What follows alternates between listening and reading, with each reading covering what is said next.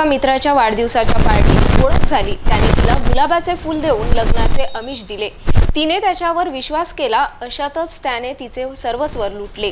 त्याला लग्नाचे विचारले असता नकार देताच पीडितेने थेट पोलीस स्टेशन गाठून तक्रार केली। पोलिसांनी त्या इसमाविरुद्ध अनेक कलमान्वये गुन्हे दाखल केले आहे।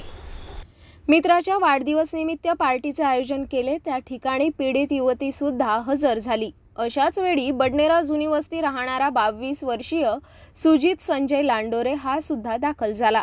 त्याच्या मित्राच्या वाढदिवसाची पार्टी 26 मार्चला आयोजित केली आणि याच पार्टीत पीडितेला सुजितने तिला गुलाबाचे फूल देऊन माझ्या रूमवर चल असे म्हटले।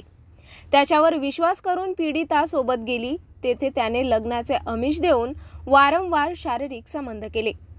पीडितेने लग्नाचा विषय उपस्थित केला असता लग्न करण्यास नकार दिला, अशी माहिती पीडितेने बडनेरा पोलीस स्टेशन येथे दिलेल्या तक्रारीतून नमूद केले आहे।